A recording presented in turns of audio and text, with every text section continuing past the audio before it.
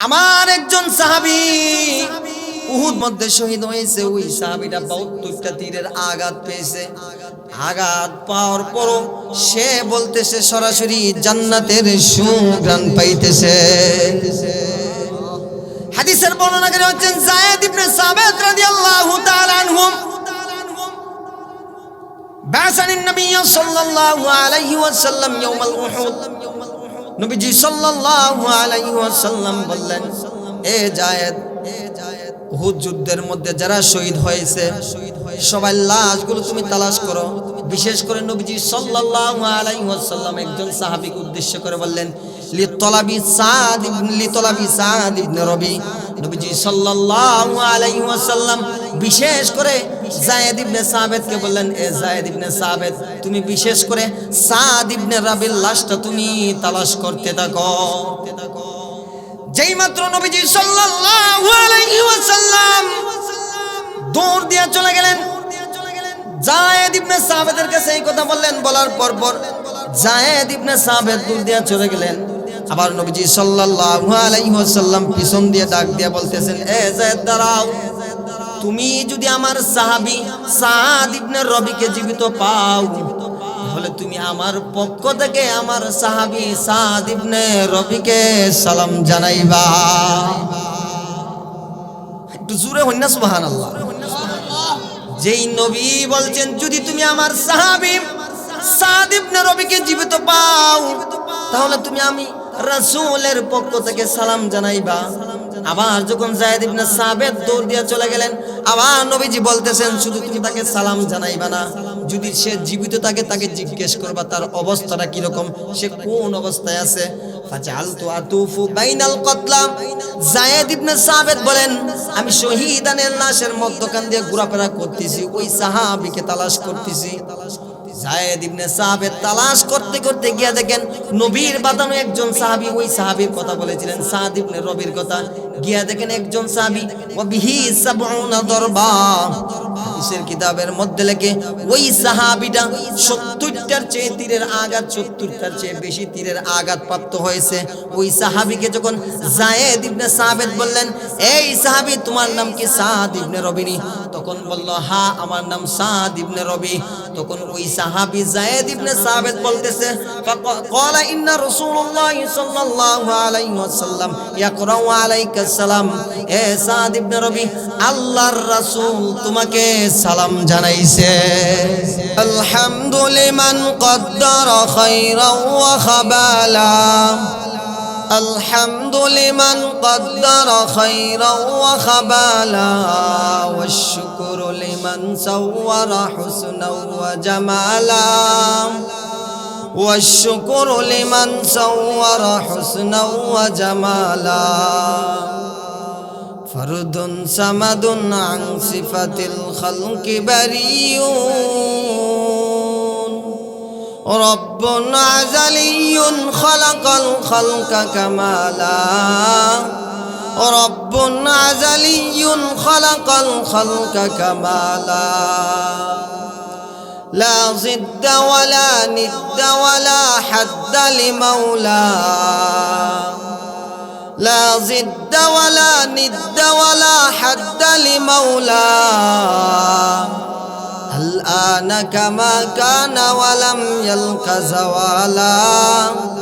الآن كما كان ولم يلق زوالا. الحمد لله. দক্ষিণ শাসন ইলামপাড়া জামে মসজিদ ও এলাকাবাসীর উদ্যোগে বাৎসরিক ইসলামী সুন্নি মহাসম্মেলন। আজকের এই জান্নাতি মজলিসের সভাপতি সাহেব এবং আজকের এই মজলিসের প্রধান অতিথি, বিশেষ অতিথি, প্রধান বক্তা, বিশেষ বক্তা, আমন্ত্রিত উলামায়ে কেরামগণ, দূর দূরান্ত থেকে আগত আমার বৃদ্ধ বাবারা, যুবক ভাইয়েরা এবং পর্দার আড়ালে অবস্থানরত শ্রদ্ধেয় মা ও বোনেরা, মহান আল্লাহ পাক রব্বুল আলামিনের কাছে শুকরিয়া জ্ঞাপন করি যে আল্লাহ পাক রব্বুল আলামিন আপনাকে আমাকে কোরআন এবং হাদিসের কথা শোনার ব্যবস্থা করে দিয়েছেন এবং এই মজলিসের মধ্যে আসার এবং বসার তৌফিক দান করেছেন, সেজন্য অন্তরে অন্তঃস্থল থেকে শুকরিয়া আদায় করি, আলহামদুলিল্লাহ। আল্লাহ পাক রব্বুল আলামিন কোরআনের আয়াতের মধ্যে বলেন, মা ইয়াফআলুল্লাহু বিআযাবিকুম ইন শাকারতুম ওয়া আমানতুম।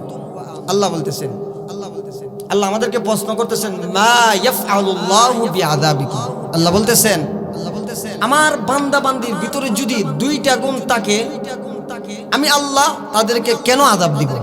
আল্লাহ কিন্তু প্রশ্ন করছেন যে আমার বান্দা বান্দির ভিতরে যদি দুইটা গুণ থাকে, তাহলে আমি আল্লাহ কেন আমার বান্দা বান্দিদেরকে আযাব দিব? দুইটা গুণ কি? ইন শাকারতুম ওয়া আমানতুম। একটা হচ্ছে কি জানেন?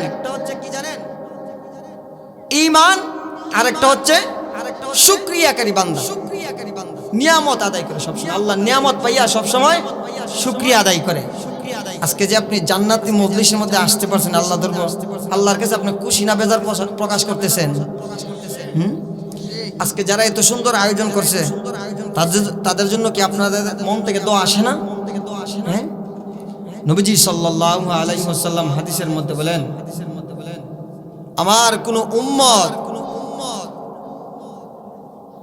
জান্নাতের যদি কোনো মজলিস, জান্নাতের বাগান দেখতে চায়, তাহলে সে যেন ওই জায়গার মধ্যে চলে যায় যেই জায়গার মধ্যে কোরআন এবং হাদিসের কথাবার্তা চলে, ওই ব্যক্তি যেন ওই জায়গার মধ্যে চলে যায়।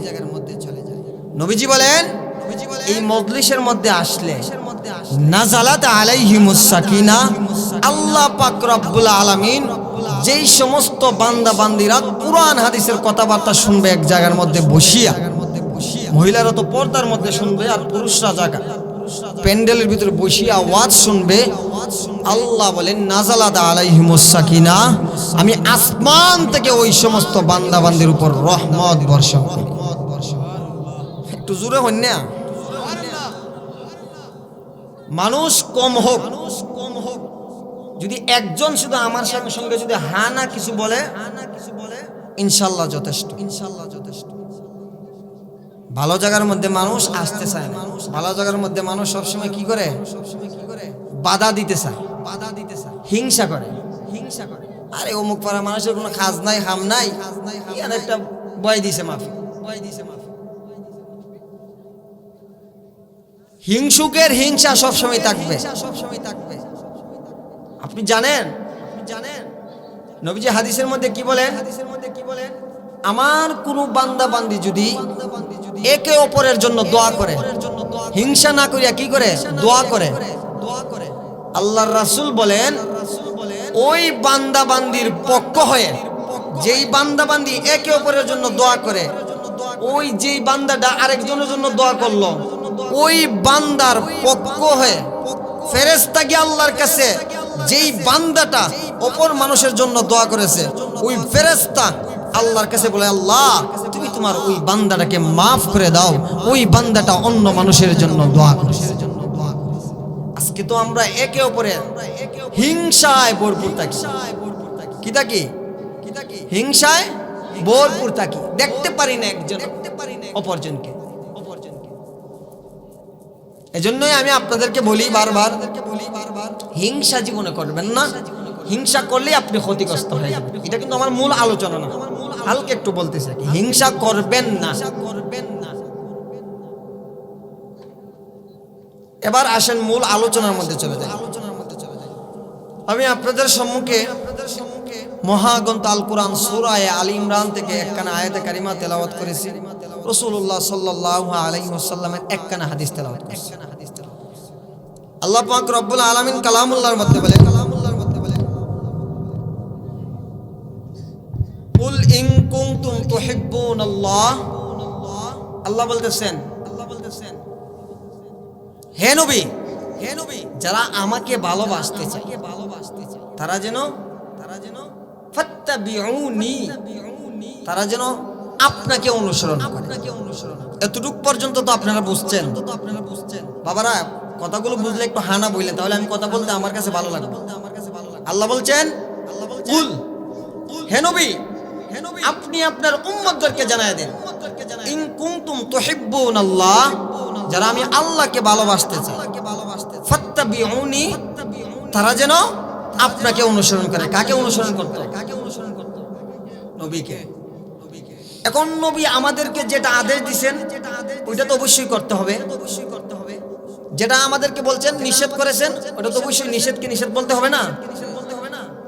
যদি আপনি আল্লাহর রাসূল যেটা বলেছেন ওইটা যদি আপনি যেটা বলেছেন যে এটা বলার জন্য এটা আপনি অবশ্যই বলতে হবে, আর যেটা বলছেন নিষেধ করার জন্য এটা অবশ্যই আপনি নিষেধ করবেন, তাহলে আপনি আল্লাহর রাসূলকে মহব্বত করেছেন এবং আল্লাহর রাসূলকে আনুগত্য করেছেন।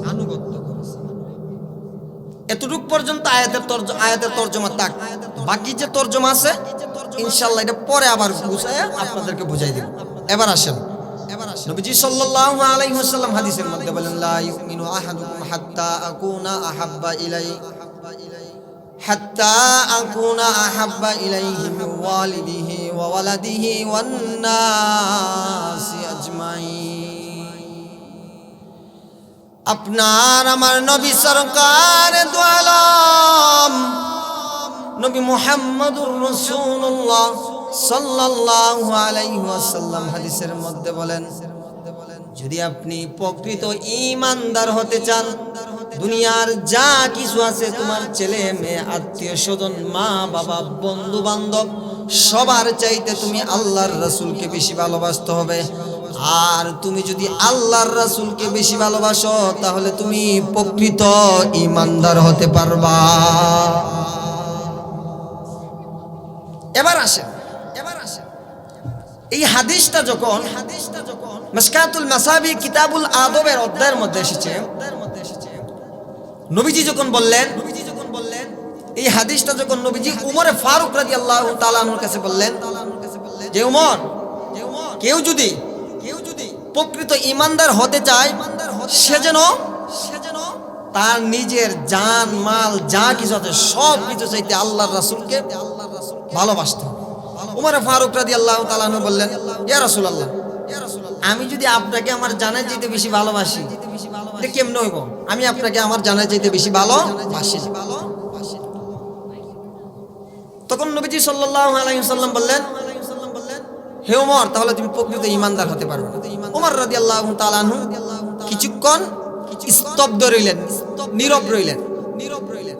হঠাৎ করে ওমর ফারুক বলতেছেন, ইয়া রাসূলুল্লাহ, আমি আমার জান মাল যাহা কিছু আছে আত্মীয় স্বজন সন্তানাদি মা বাবার চাইতে আপনাকে বেশি ভালোবাসি। বলেন না সুবহানাল্লাহ। যদি আমি সময়ে কুলাইতে পারি তাহলে প্রত্যেকটার জিনিসের সংজ্ঞা দিব। প্রথম নম্বর সংজ্ঞা হচ্ছে নিজের জানের চাইতো তুমি আল্লাহ রাসূলকে বেশি ভালোবাসতে হবে। প্রথম নম্বর একটা সংজ্ঞা দেই। কি সংজ্ঞা দেই? নবীজি সাল্লাল্লাহু আলাইহি ওয়াসাল্লাম হাদিসের মধ্যে বলেছেন, নবীজি সাল্লাল্লাহু আলাইহি ওয়াসাল্লাম হাদিসের মধ্যে বলেছেন, আমার একজন সাহাবী উহুদ যুদ্ধের মধ্যে শহীদ হয়েছে। ওই সাহাবীটা 72টা তীরের আঘাত পেয়েছে। আঘাত পাওয়ার পরও সে বলতেছে সরাসরি জান্নাতের সুঘ্রাণ পাইতেছে। হাদিসের বর্ণনাকারী হচ্ছেন যায়েদ ইবনে সাবিত রাদিয়াল্লাহু তাআলা আনহু। বাসানিন নবী সাল্লাল্লাহু আলাইহি ওয়াসাল্লাম ইয়াউমাল উহুদ।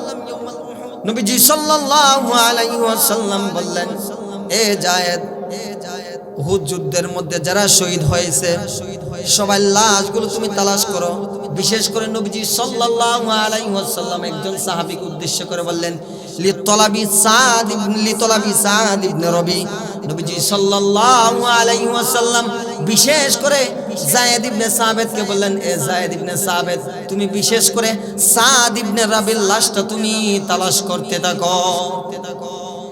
যেই মাত্র নবীজি সাল্লাল্লাহু আলাইহি ওয়াসাল্লাম দৌড় দিয়ে চলে গেলেন, যায়েদ ইবনে সাবিতের কাছে এই কথা বললেন। বলার পর যায়েদ ইবনে সাবিত দৌড় দিয়ে চলে গেলেন। আবার নবীজি সাল্লাল্লাহু আলাইহি ওয়াসাল্লাম পিছন দিয়ে ডাক দিয়ে বলতেছেন, এ যায়েদ দাঁড়াও, তুমি যদি আমার সাহাবী সাদ ইবনে রবিকে জীবিত পাও তাহলে তুমি আমার পক্ষ থেকে আমার সাহাবী সাদ ইবনে রবিকে সালাম জানাইবা। একটু জোরে হইনা সুবহানাল্লাহ। যেই নবী বলছেন যদি তুমি আমার সাহাবী সাদ ইবনে রবিকে জীবিত পাও তাহলে তুমি আমি রাসূলের পক্ষ থেকে সালাম জানাইবা।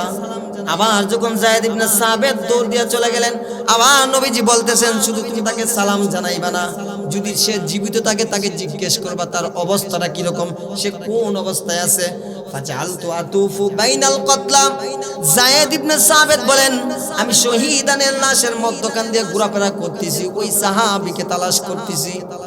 যায়েদ ইবনে সাবিত তালাশ করতে করতে গিয়া দেখেন নবীর বাঁধানো একজন সাহাবী, ওই সাহাবীর কথা বলেছিলেন সাদ ইবনে রবির কথা, গিয়া দেখেন একজন সাহাবী ওয়া বিহি 70 দরবা, হাদিসের কিতাবের মধ্যে লেখে ওই সাহাবীটা 70টার চেয়ে তীরের আঘাত, 70টার চেয়ে বেশি তীরের আঘাত প্রাপ্ত হয়েছে।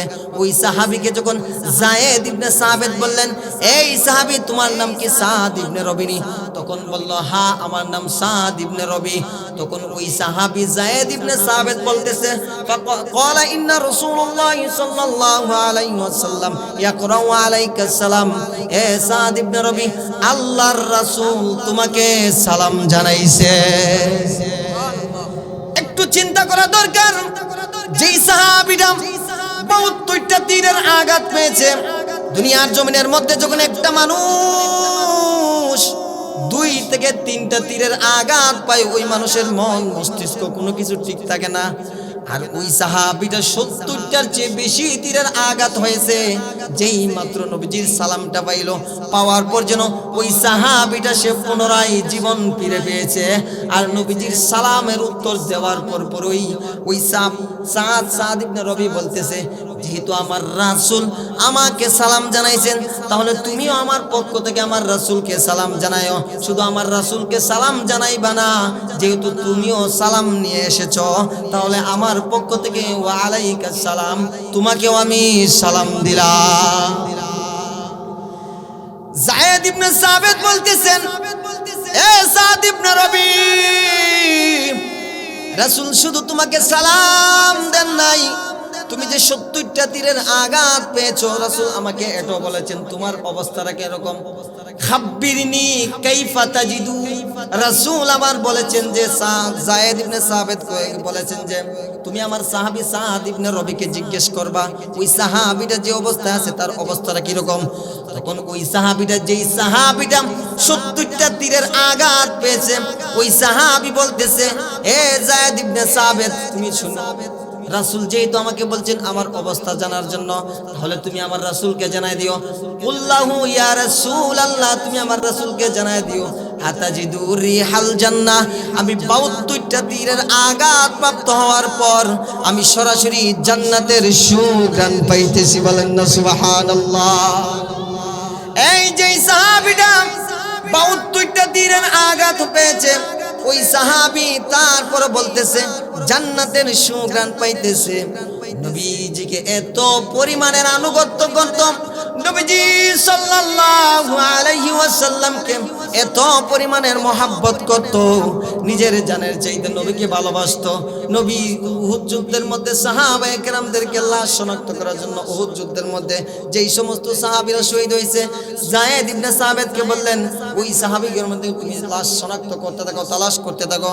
এর মধ্যে একজন সাহাবী সাদ ইবনে রবির কথা কেন উদ্দেশ্য করে বললেন, কারণ ওই সাহাবীটা ছিল নবীর একজন প্রিয় সাহাবী, এই জন্য ওই রাসূল সাল্লাল্লাহু আলাইহি ওয়াসাল্লাম ওনার লাশটাকে শনাক্ত করার নির্দেশ দিলেন যায়েদ ইবনে সাবিতকে। তাহলে একটু চিন্তা করা দরকার, যেই সাহাবীটা 72টা তীরের আঘাত পেয়েছে, আঘাত পাওয়ার পরও ওই সাহাবী বলতেছে জান্নাতের সুঘ্রাণ পাইতেছে, তাহলে বোঝা গেল সাহাবায়ে আজমাইন নিজের জানের চাইতেও রাসূলকে বেশি ভালোবাসে। কথা বলেন ঠিক কিনা বেটি? এবার আসেন আপনার আমার জন্য আল্লাহর রাসূল এত কঠোর করে যান নাই, আপনার আমার জন্য সরকার এত আলম নবীর মুহাম্মদুর রাসূলুল্লাহ সাল্লাল্লাহু আলাইহি ওয়াসাল্লাম বললেন আমার উম্মত যদি আমার সুন্নতের উপর অটল অবিচল থাকে আমি রাসূল ঘোষণা দিলাম ওই উম্মতকে নিয়ে কাল কিয়ামতের ময়দানে, হাসরের ময়দানে আমি রাসূল নিজে উঠব ওই উম্মতকে নিয়ে। নবীজি শুধু তাই বলেন না, বলেন এই জমানার মধ্যে যদি আমার কোনো উম্মত যদি একটা সুন্নতের উপর অটল অবিচল থাকে, আমি রাসূল ঘোষণা দিলাম ওই উম্মতের আমল আমার মধ্যে 100 গলা কাটা শহীদের সব উম্মতের আমল আমার মধ্যে নেকদান করব। এই শহীদের কত দাম জানো নি? শহীদের এত দাম, বলে কেমন দাম হুজুর? দুনিয়ার জমিনের মধ্যে কোনো একটা মানুষ আল্লাহ এবং আল্লাহর রাসূলের জন্য শহীদ হয়ে যায়, ওই উম্মতের রক্তটা, ওই শহীদের রক্তটা জমিনের মধ্যে পড়ার আগে আগে আল্লাহ পাক রব্বুল আলামিন তার অতীতের যত গুনাহ আছে সবগুলো গুনাহ মাফ করিয়া দেয়। একটা উদাহরণ দিয়ে বুঝাইলাম, নিজের জানের চাইতেও সাহাবায়ে আজমাইন নবীকে ভালোবাসেন। 2 নম্বর উদাহরণটা আপনাদেরকে বলি, সাহাবায়ে আজমাইন নিজের মা বাবার চাইতেও রাসূলকে বেশি ভালোবাসেন। বলেন না সুবহানাল্লাহ। 2টা হাদিস বলবো, 2টা হাদিস আপনাদেরকে বোঝানোর উদ্দেশ্যে বলবো। 1 নম্বরটা হচ্ছে আর রাহিক মাখতুমের মধ্যে রেখেছেন, আল ইসাবার মধ্যে লিখেছেন, নবীজি সাল্লাল্লাহু আলাইহি ওয়াসাল্লামের একজন সাহাবী ছিল, ওনার নাম ছিল আব্দুল্লাহ। কথাগুলো কিন্তু বোঝার চেষ্টা করবেন। আবার ওই সাহাবীর বাবার নাম ছিল আব্দুল্লাহ। বলে কোন আব্দুল্লাহ জানেন? আব্দুল্লাহ কোন আব্দুল্লাহ? তার নাম অর্থাৎ উবাই ইবনে সুলুলের ছেলের নাম ছিল আব্দুল্লাহ। আবার উবাই ইবনে সুলুলকে আপনারা শুনছেননি? উবাই ইবনে সুলুলকে জানেননি? নবীজির সবচেয়ে বড় শত্রু ছিল যেই উবাই ইবনে সুলুল নবীজি সাল্লাল্লাহু আলাইহি ওয়াসাল্লামকে বেশি কষ্ট দিয়েছে, নির্যাতন করছে। আবার ওই উবাই ইবনে সুলুলের ঘরে একজন সন্তান হয়েছে, ওনার নাম হচ্ছে আব্দুল্লাহ। এই আব্দুল্লাহ বাবার নামও আব্দুল্লাহ, ছেলের নামও আব্দুল্লাহ। 2 জনের মধ্যে পার্থক্য হচ্ছে কি জানুনি? একজন হচ্ছে নবীজির খাস সাহাবী, আরেকজন হচ্ছে নবীজির শত্রু। কিন্তু নবীজি সাল্লাল্লাহু আলাইহি ওয়াসাল্লামকে সাহাবায়ে আজমাইন কেমন ভালোবাসেন? বাবার চাইতেও নবীজি সাল্লাল্লাহু আলাইহি ওয়াসাল্লামকে বেশি ভালোবাসেন। নবীজির সাহাবী যখন উবাই ইবনে সুলুলের ছেলে আব্দুল্লাহ, নবীজি সাল্লাল্লাহু আলাইহি ওয়াসাল্লাম একদিন রাস্তা দিয়ে যাইতেছেন, উবাই ইবনে সুলুল এই দুষ্ট লোকটার সঙ্গে আরো 2-3 জন রাস্তা দিয়ে যাইতেছে। আপনারা বুঝে থাকলে বলেন তো, যখন সমাজের মধ্যে রাস্তাঘাটের মধ্যে 1-2 জন 3-4 জন লোক একসাথে হাঁটা চলাফেরা করবে, রাস্তার মধ্যে চলাফেরা করলে রাস্তা থেকে ধুলা উঠে কি উঠে না? ধুলা উঠে না? নবীজি সাল্লাল্লাহু আলাইহি ওয়াসাল্লাম তাদের পাশ দিয়ে যাইতেছে। তখন উবাই ইবনে সুলুল বলতেছে, এ ইবনে হাবিব, তখন উবাই ইবনে সুলুল বলতেছে, আব্দুল্লাহর বেটা মুহাম্মদ এত নোংরা, রাস্তার মধ্যে ধুলা উড়িয়ে যাইতেছে। আবার উবাই ইবনে সুলুলের ছেলে আব্দুল্লাহ, যখন আব্দুল্লাহর কানের ভিতরে এই কথাটা ঢুকলো, ঢুকার পরেই আব্দুল্লাহর মাথা গরম হয়ে গেছে। আব্দুল্লাহ বলতেছে, ইয়া রাসূলুল্লাহ, ইয়া হাবিবাল্লাহ, আল্লাযী ইয়াকরামাকা, ইয়া রাসূলুল্লাহ, ইয়া হাবিবাল্লাহ, যেই আল্লাহ আপনাকে সম্মান দিবেন এবং যেই আল্লাহ আপনাকে আপনার উপর কুরআন নাযিল করেছেন, ওই আল্লাহর শপথ করে আমি বলতেছি, যদি আপনি আমাকে অনুমতি দেন, কুল্লাহু, ইয়া রাসূলুল্লাহ, যদি আপনি আমাকে অনুমতি দেন, আমি আমার বাবার গর্দানটা আপনার সামনে নিয়ে আসব।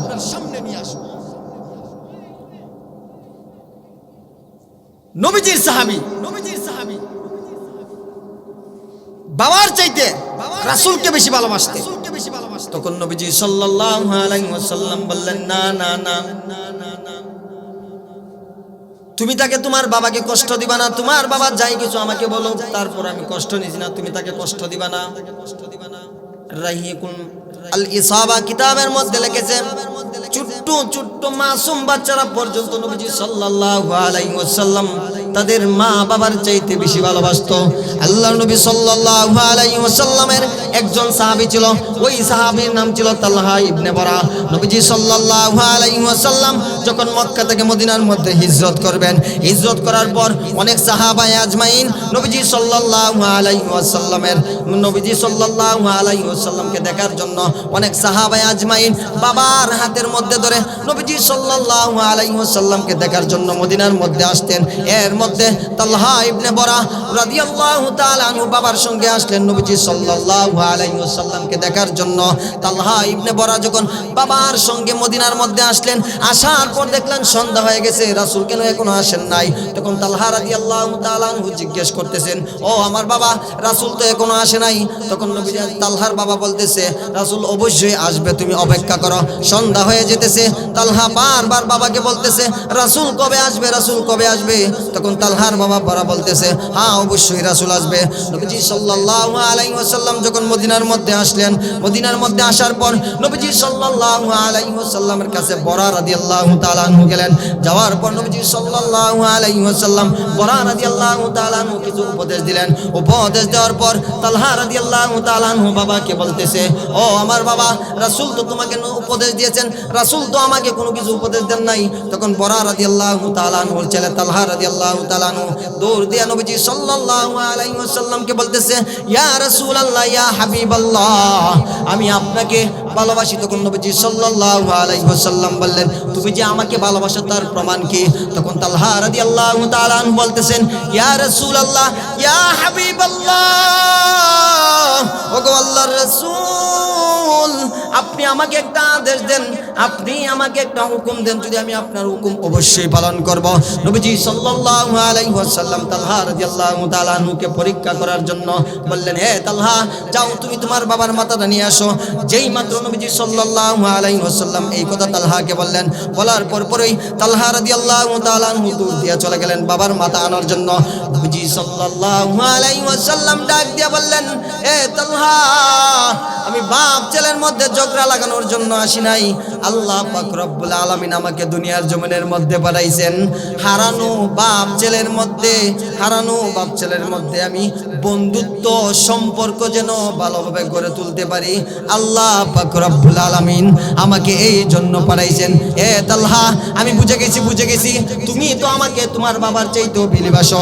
নবীজি সাল্লাল্লাহু আলাইহি ওয়াসাল্লাম ওই সাহাবীকে কি রকম ভালোবাসতেন। কিছুদিন পর তালহা রাদিয়াল্লাহু তাআলা আনহু অসুস্থ হয়ে গেলেন। নবীজি সাল্লাল্লাহু আলাইহি ওয়াসাল্লাম তালহা রাদিয়াল্লাহু তাআলা আনহুকে দেখার জন্য ওনার বাড়িতে গেলেন। বাড়িতে যাওয়ার পর নবীজি সাল্লাল্লাহু আলাইহি ওয়াসাল্লামকে দেখলেন তালহার অবস্থা বেশি ভালো না। তখন নবীজি সাল্লাল্লাহু আলাইহি ওয়াসাল্লাম বলতেছেন, তালহার মা বাবাকে বলতেছেন, এ তালহার মা বাবা, তোমরা শুনো, তালহা বেশি দিন বাঁচত না। যদি তালহা মারা যায় তাহলে তোমরা আমাকে জানায়ো। আমি রাসূল তোমাদেরকে কথা দিয়ে গেলাম, আমি তালহার জানাজার নামাজের ইমামতি করব, আমি তালহার কাফন দাফনের ব্যবস্থা করব। নবীজি সাল্লাল্লাহু আলাইহি ওয়াসাল্লাম এই কথা বলিয়া চলে গেলেন। যখন নবীজি সাল্লাল্লাহু আলাইহি ওয়াসাল্লাম চলে গেলেন, চলে যাওয়ার পর তালহা আবার তার মা বাবাকে জিজ্ঞেস করতেছে, ও আমার মা, ও আমার বাবা, রাসূল তোমাদের কাছে কি বলেছেন? তখন ওই ছোট্ট সাহাবী যখন এই কথা মা বাবার কাছে বলল, মা বাবা তার কথা শুনিয়া বলতেছে, এ তালহা শুনো, তুমি যদি মারা যাও, তোমার রাসূল বলেছেন, তুমি যদি মারা যাও তোমার জানাজার নামাজের ইমামতি তোমার রাসূল করবা। তখন তালহা রাদিয়াল্লাহু তাআলা আনহু নবীকে কি পরিমাণে ভালোবাসে, নবীকে কি পরিমাণে আনুগত্য করে তালহা রাদিয়াল্লাহু তাআলা আনহু যখন মা বাবা এই কথা বলল, বলার পর পরে তালহা রাদিয়াল্লাহু তাআলা আনহু বলতেছে, ও আমার মা, ও আমার বাবা, শুনো, যদি আমি দিনের বেলা মারা যাই তোমরা আমার রাসূলকে জানাইবা, আর আমি যদি রাত্রে বেলা মারা যাই তোমরা আমার রাসূলকে জানাইবা না। কারণ আমি যদি রাত্রে বেলা মারা যাই, আমার রাসূল যদি আমাকে জানাজার নামাজ পড়ানোর জন্য আমার বাড়িতে আসে, আমার বাড়িতে আসার সময় ইহুদি নাসারা হিন্দু বৌদ্ধদের কাফেরদের বাড়ি আছে, যদি আমার রাসূল আমাকে জানাজার নামাজ পড়ানোর জন্য যদি আমার বাড়িতে আসার সময় কোনো ব্যক্তি, কোনো কাফের যদি আমার রাসূলকে আঘাত করে, আমি তালহা কবরে গিয়েও শান্তি পাইব না, আমি তালহা কবরে গিয়েও শান্তিতে থাকতে পারবো না। আমি যদি রাত্রিবেলা মারা যাই তাহলে তোমরা আমাকে রাত্রিবেলায় কাফন দাফনের ব্যবস্থা করে দিবা, তারপরে তোমরা আমার রাসূলকে জানাইবা না। তালহা রাদিয়াল্লাহু তাআলা আনহু কিছুদিন পর মারা গেলেন। মারা যাওয়ার পর রাত্রিবেলা যখন তাকে কাফন দাফন করলেন, নবীজি সাল্লাল্লাহু আলাইহি ওয়াসাল্লাম শুনতে পাইলেন যে তালহা মারা গেছে। নবীজি সাল্লাল্লাহু আলাইহি ওয়াসাল্লাম দৌড়ায় আসলেন, আয়েশা তালহার মা বাবাকে জিজ্ঞেস করলেন, এ তালহার মা বাবা, আমি না তোমাদেরকে বলেছিলাম যদি তালহা মারা যাইবা আমি রাসূল তালহার জানাজার নামাজ পড়াইব। আমি রাসূল ঘোষণা দিয়ে গেলাম, আমি রাসূল বলেছিলাম যে তালহার কাফন দাফনের ব্যবস্থা করব, তোমরা কেন আমাকে জানাইলে না? তখন তালহার মা বাবা বলতেছে, ইয়া রাসূলুল্লাহ, ইয়া হাবিবাল্লাহ, আমরা তো এই কথা তালহাকে বলেছিলাম। তালহা বলতেছে, যদি আমি রাত্রিবেলা মারা যাই, তোমরা আমার রাসূলকে খবর দিবা না, কারণ আমার রাসূল যদি মদিনার মধ্যে আমার বাড়িতে আসার সময় অনেক কাফেরের বাড়ি আছে, যদি আমার রাসূলকে কোনো কাফের একটা তীর মারে অথবা কোনো কাফের যদি আমার রাসূলকে আঘাত করে, আমি তালহা কবরে গিয়ে শান্তি পাইব না। নবীজি সাল্লাল্লাহু আলাইহি ওয়াসাল্লাম যখন এই কথাটা শুনলেন, শোনার পর নবীজি সাল্লাল্লাহু আলাইহি ওয়াসাল্লাম সাহাবায়ে আজমাইনদেরকে নিয়ে কবরের মধ্যে গেলেন। যাওয়ার পর সমস্ত সাহাবায়ে আজমাইনকে নিয়ে দোয়া করলেন, ওগো আল্লাহ, যে তালহা ছোট্ট সাহাবীটা আমাকে এত পরিমাণের মহব্বত করেছে, আমাকে এত পরিমাণের ভালোবাসছে, আমি আল্লাহ তালহার প্রতি সন্তুষ্ট ছিলাম, আমি আল্লাহ আমি তালহার প্রতি সন্তুষ্ট ছিলাম। আল্লাহ তোমার কাছে আমি ফরিয়াদ করি রে মাওলা, তুমি আমার তালহার সঙ্গে এমন ভাবে থাকবা। বলে কেমন ভাবে গো আল্লাহ? যখন নবীজি সাল্লাল্লাহু আলাইহি ওয়াসাল্লাম এই কথা বললেন, যেন আমার তালহার সঙ্গে তুমিও আসবা, আমার তালহা যেন তোমার সঙ্গে আসে। নবীজি সাল্লাল্লাহু আলাইহি ওয়াসাল্লাম যখন এইভাবে বললেন, বলার পর যেই নবী একজন সাহাবীর পক্ষ হয়ে একজন সাহাবীর ব্যাপারে আল্লাহর কাছে দোয়া করলেন, নবীজি যেই সময় দোয়া করেন ওই সময় দোয়া কবুল হয়ে যায়। ওই নবী সামান্য একজন ছোট্ট সাহাবী, কিছুদিন মাত্র নবীকে ভালোবাসছিল, ওই ভালোবাসার কারণে আল্লাহর রাসূল সন্তুষ্ট হয়ে গেছেন। সন্তুষ্ট হওয়ার পর আল্লাহ পাক রব্বুল আলামিন তালহা বিন বরাকে দুনিয়ার জমিনের মধ্যেই জান্নাতের সার্টিফিকেট আল্লাহ পাক রব্বুল আলামিন দিয়েছে। ছোট্ট ছোট্ট সাহাবীরা নবীজি সাল্লাল্লাহু আলাইহি ওয়াসাল্লামকে এত পরিমাণের মহব্বত করত, এত পরিমাণের আনুগত্য করত। আজকে আপনি আমি নবীজি সাল্লাল্লাহু আলাইহি ওয়াসাল্লামকে ভালোবাসতে জানি না। আজকে আপনি আমি দলের দালালি করতে গিয়া নবীজির উপর যখন কোনো নেতা খেতা কটূক্তি করে, তার পক্ষ নিয়ে আমরা, নবীর পক্ষ হয়ে আমরা কোনো কথা বলি না, বরং তার পক্ষ নিয়ে কথা বলি। এই কথা বলেন ঠিক কিনা বেঠিক? আজকে যদি কোনো নেতার খেতা, আমি তো এই কথাটা সবসময় বলি, আল্লাহর কসম করে বলি, আমার বাবাও যদি আমার রাসূলের বিরুদ্ধে কোনো কথাবার্তা বলে, আমার আপন স্বজাতীয়রা যদি রাসূলের বিরুদ্ধে কোনো কথাবার্তা বলে, খোদার কসম করে বলি, ওই ব্যক্তির বিরুদ্ধে আমি কিয়ামত পর্যন্ত লেগে থাকবো। কারণ আমি আমার রাসূলকে, সাহাবায়ে আজমাইন, আশারায়ে মুবাশশারা, জান্নাতের 10 জন সার্টিফিকেট পাওয়া প্রাপ্ত সাহাবারা নবীজি সাল্লাল্লাহু আলাইহি ওয়াসাল্লামকে নিজের জানের চাইতে, নিজের মা বাবার চাইতে, সব কিছু চাইতে রাসূলকে ভালোবাসছেন। আমি তো জান্নাত পাই না, যদি আমি জান্নাত পেতে চাই, তাহলে রাসূল সাল্লাল্লাহু আলাইহি ওয়াসাল্লামকে নিয়ে যারা কটূক্তি করবে তাদের বিরুদ্ধে 100% প্রতিবাদ করতে হবে। বলেন ঠিক কিনা বেটি? হোক সে নেতা, কোনো ভয় নেই, ডর নেহি কুছ নেহি, জব রহমত রহমান হে, জুমলা আলেম মুখালিফ হু पर नहीं नुकसान है। হে দুনিয়ার মানুষ শুনো, শেখ সাদি বলেছেন যে কাউকে তুমি দুনিয়ার কোনো মানুষকে ডরাইবে না। যদি রহমানের রহমত তোমার সঙ্গে থাকে, সমস্ত মানুষ যদি তোমার বিরোধী হয়ে যায়, আল্লাহর রহমত যদি তোমার সঙ্গে থাকে, দুনিয়ার মানুষ তোমাকে কোনো কিছু করতে পারবে না। কারণ রবের রহমত আছে, রহমত থাকার কারণে দুনিয়ার কোনো ইনসান তোমার কোনো ক্ষতি করতে পারবে না। এজন্যই আপনাদেরকে বলি, এমনও সাহাবায়ে আজমাইন আছে, সকালে এসে নবীজি সাল্লাল্লাহু আলাইহি ওয়াসাল্লামের দরবারে আসিয়া কালিমা গ্রহণ করিয়া ইসলাম গ্রহণ করছে। গ্রহণ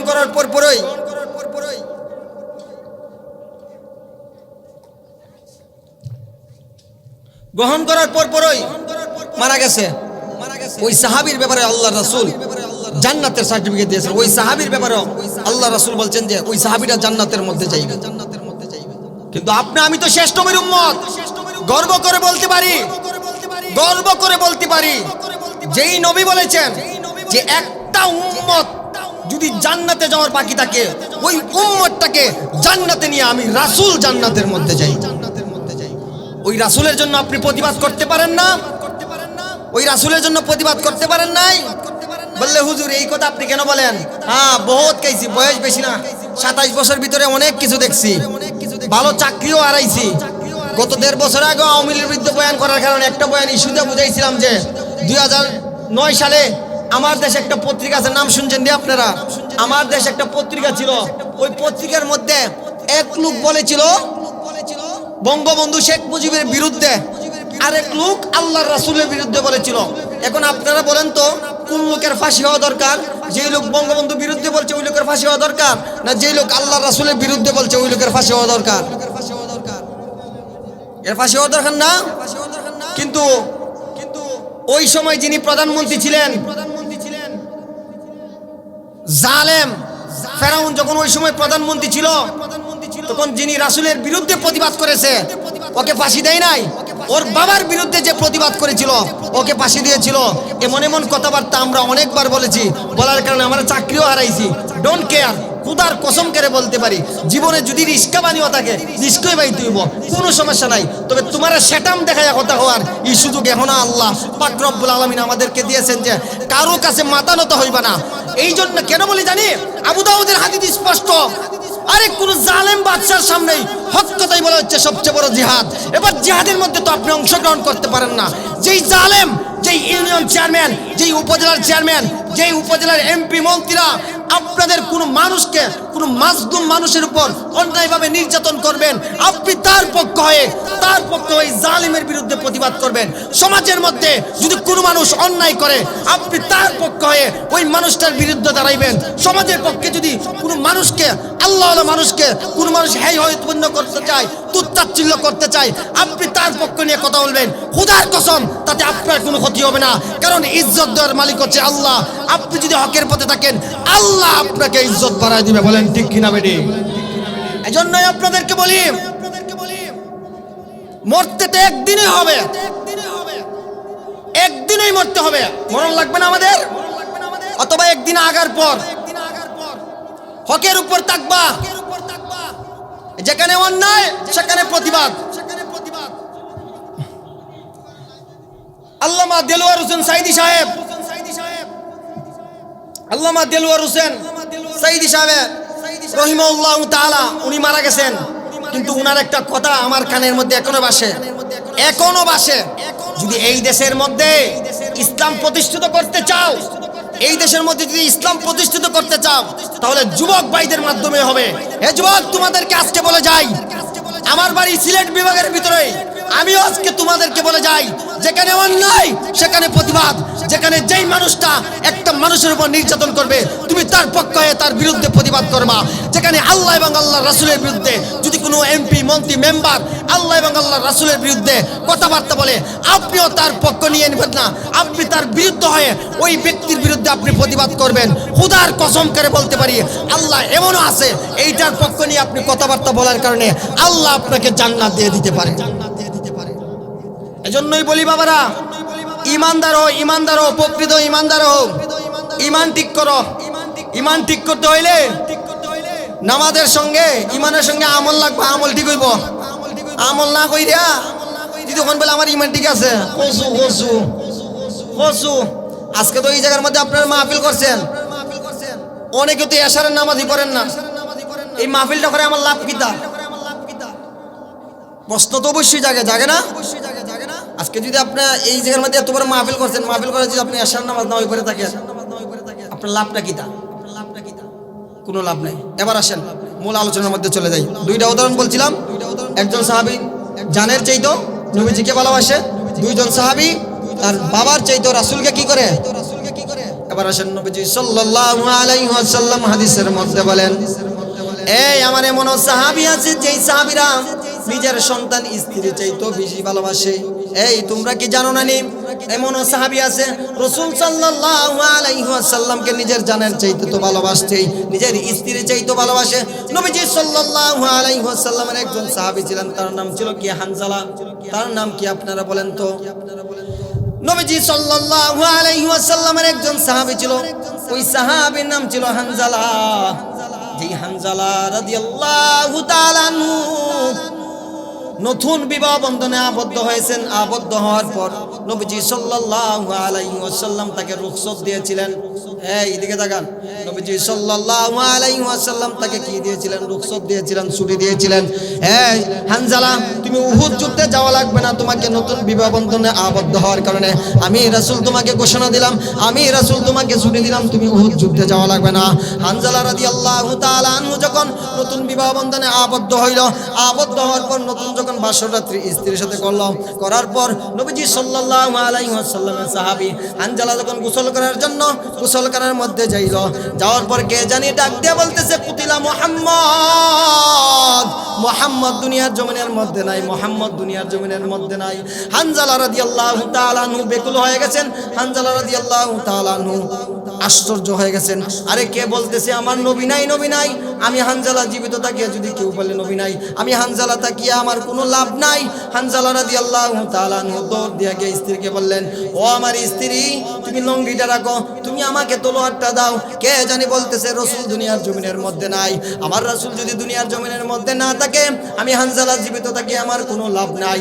তখন হানজালার স্ত্রী বলতেছে, ও আমার স্বামী, আল্লাহর রাসূল তোমাকে তো, আল্লাহর রাসূল তোমাকে তো ছুটি দিয়েছেন, রুখসত দিয়েছেন, তারপরে তুমি যুদ্ধের ময়দানে যাইবা।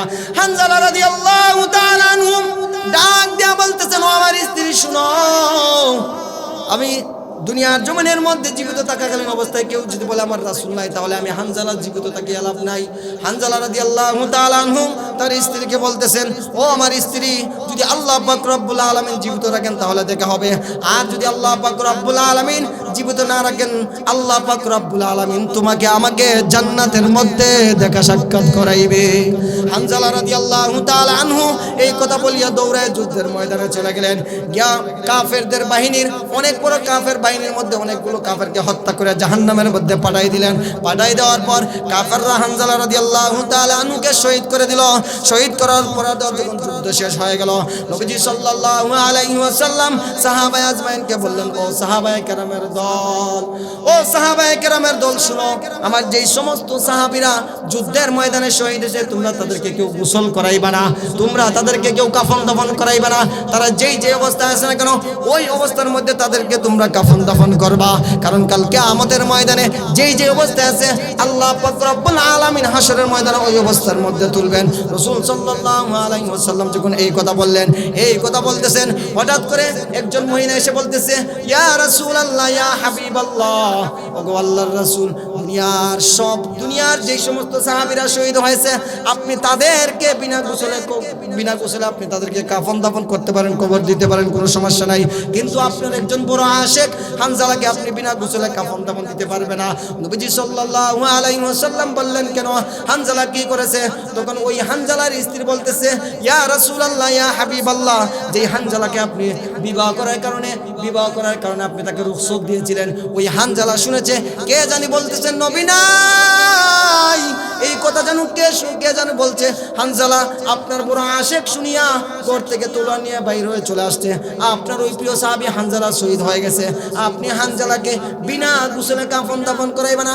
হানজালা বাসর রাত্রির গোসল, ফরজ গোসল আদায় করে নাই। নবীজি সাল্লাল্লাহু আলাইহি ওয়াসাল্লাম চোখ দিয়া পানি পড়তেছে, আর সাহাবায়ে কেরামকে বলতেছেন, ও সাহাবায়ে কেরামের দল, আমার হানজালাকে আমি ছুটি দিয়েছিলাম, যেই হানজালা আমি রাসূলকে ভালোবাসে, যেই হানজালা আমি রাসূলকে এত পরিমাণে ভালোবাসতো, ওই হানজালা নিজের স্ত্রীকে রাখিয়া নতুন বিবাহ বন্ধনে আবদ্ধ হয়েছে। আবদ্ধ হওয়ার পর আমি রাসূলকে ভালোবাসতো, আমি রাসূলকে ভালোবাসার জন্য ওই হানজালা যুদ্ধের ময়দানে শহীদ হয়ে গেছে।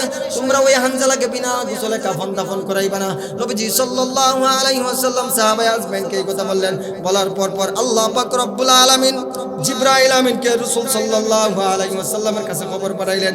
জিবরাইল আমিন এসে বলতেছে, ইয়া রাসূলুল্লাহ, ইয়া হাবিবাল্লাহ, আপনার প্রিয় আশিক, আপনার প্রিয় সাহাবী হানজালা রাদিয়াল্লাহু তাআলা আনহুকে আল্লাহ পাক রব্বুল আলামিন দুনিয়ার কোনো পানি দ্বারা গোসল করাইবে না। আল্লাহ পাক রব্বুল আলামিন হানজালাকে দুনিয়ার কোনো পানি দ্বারা গোসল করাইবে না। আল্লাহ পাক রব্বুল আলামিন হানজালাকে আসমানের বড় বড় ফেরেশতাদের মাধ্যমে দিয়ে আল্লাহ পাক রব্বুল আলামিন হাউজে কাউসারের পানি দিয়া আল্লাহ পাক রব্বুল আলামিন আপনার প্রিয় সাহাবী হানজালাকে গোসল করাইবে। সাহাবায়ে আজমাইন নিজের জানের চাইতে, নিজের সন্তানের চাইতে, নিজের স্ত্রীর চাইতে, নিজের মা বাবার চাইতে আল্লাহর রাসূলকে বেশি ভালোবাসতেন, আল্লাহর রাসূলকে বেশি আনুগত্য করতেন। কিন্তু আজকে আপনি আমি তো কোনো কিছু করতে পারি না। রাসূলের একটা সুন্নত মানলে কতটুকু লাভ হয় জানেন? নবীজি সাল্লাল্লাহু আলাইহি ওয়াসাল্লাম হাদিসের মধ্যে বলেন, আমার কোন উম্মত যদি আমার খাস সুপারিশ পেতে চায়, আমার খাস সুপারিশ পেতে চায়, তাহলে সে যেন প্রত্যেক নামাজের যে সুন্নতে মুআক্কাদা আছে ওইগুলো সে যেন যথাসময়ে আদায় করে। আদায় করার কারণে আমি আল্লাহর রাসূল ঘোষণা দিলাম, ওই সাহাবীকে আমি রাসূল ঘোষণা দিলাম, ওই সাহাবীর জন্য আমি আল্লাহর রাসূল সুপারিশ করা ওয়াজিব হয়ে যায়। আজকে আপনি আমি তো সুন্নি দাবি করি, রাসূলের কোনো সুন্নতের লেবাসই নাই, লেবাসই নাই। এই কথা হইলো ভাই বুঝুর কি কোনো কাম কাজ নাই, রাসূলের সুন্নতের আনুগত্য কইলেন না, আপনার সুন্নত মানলেন না, আপনার সুন্নি বলা লাগতো না, আপনার মানুষ এমনি বলবো আপনাদের সুন্নত ওয়ালা লোক, রাসূলের সুন্নত না মাইনা আপনি যদি সুন্নত দাবি করেন, সুন্নি দাবি করেন, এটা তো মনে হয় যে একটা বুকামি। আবার ভাববেন না মানে হুজুর মানে উল্টা কথা কইতেছে, না না, রাসূলের আশিক হইতে হইলে রাসূলের সুন্নতের অনুসরণ করতে হবে, সুন্নতের আনুগত্য করতে হবে, সুন্নতের ইত্তেবা করতে হবে।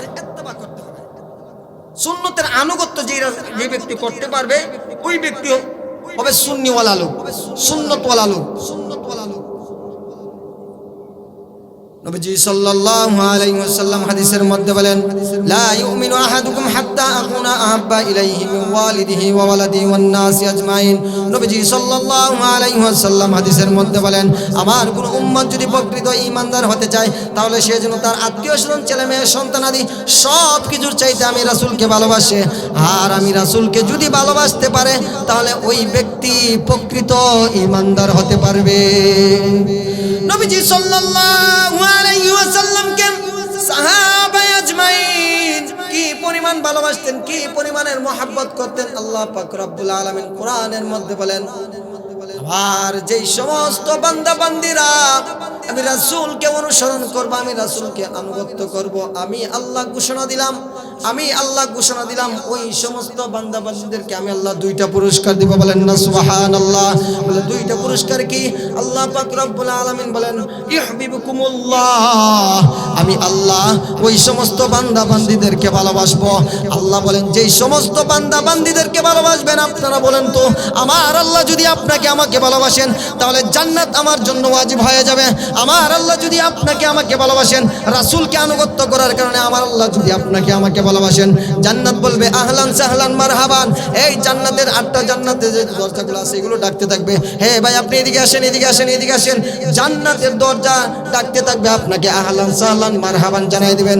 2 নম্বর পুরস্কার কি জানো? দুনিয়ার কোন উম্মত, দুনিয়ার কোন বান্দা বান্দি যদি আল্লাহ এবং আল্লাহ রাসূলকে আনুগত্য করে, আল্লাহ রাসূলকে মহব্বত করে, আল্লাহ রাসূলকে ভালোবাসে, আল্লাহ পাক রব্বুল আলামিন বলেন, ওয়া ইয়াগফিরু লাকুম, আমি আল্লাহ তাদেরকে maaf করে দেব। ওয়া ইয়াগফিরু লাকুম যুনুবাকুম ওয়াল্লাহু গফুরুর রহিম। আমি আল্লাহ ঘোষণা দিলাম, যেই সমস্তরা আমার বান্দা বান্দিরা আমার হাবিবকে অনুসরণ করবে, আমার হাবিবকে মহব্বত করবে, আমি আল্লাহ ঘোষণা দিলাম ওই সমস্ত বান্দা বান্দির যত গুনাহ আছে সবগুলো গুনাহ আমি আল্লাহ maaf করে দিব। তাহলে রাসূলকে ভালোবাসলে আমাদের জন্য ক্ষতি না লাভ? এবার আসেন রাসূলকে কিভাবে ভালোবাসবো? হুজুর রাসূলকে যদি আমরা ভালোবাসতে চাই আমাদের একটা করণীয় কি আপনি দেখান। ও ভাই আমি আপনাদেরকে এই কথা বলি, আপনারা আল্লাহর রাসূলকে ভালোবাসতে হলে বেশি কিছু লাগবে না, বিশাল বাড়ি গাড়ি লাগবে না, বিশাল ধন সম্পদ লাগবে না, টাকা পয়সা লাগবে না।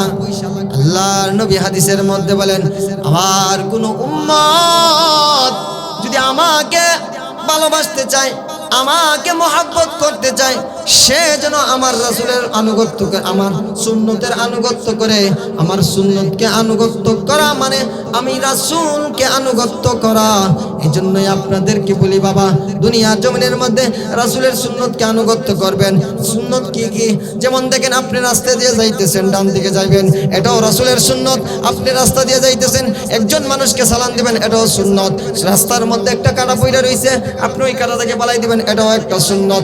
আপনি মানুষকে ভালো একটা রাস্তা দেখাই দিবেন, এটাও একটা সুন্নত। আপনি ভালোভাবে একজন মানুষের সঙ্গে ভালোভাবে কথাবার্তা বলবেন, এটাও একটা সুন্নত। নবীজি সাল্লাল্লাহু আলাইহি ওয়াসাল্লাম বলেন, আমার কোন উম্মত যদি একটা সুন্নতের উপর অটল অবিচল থাকে এবং এই সুন্নতটা সব সময় আমল করে, আল্লাহর রাসূল তাকে তার আমলনামার মধ্যে 100 উটের শহীদ 100 উট দান সদকা করলে যে পরিমাণ সব, ওই পরিমাণ সব তোমার আমলনামার মধ্যে আল্লাহ পাক রব্বুল আলামিন দান করবে।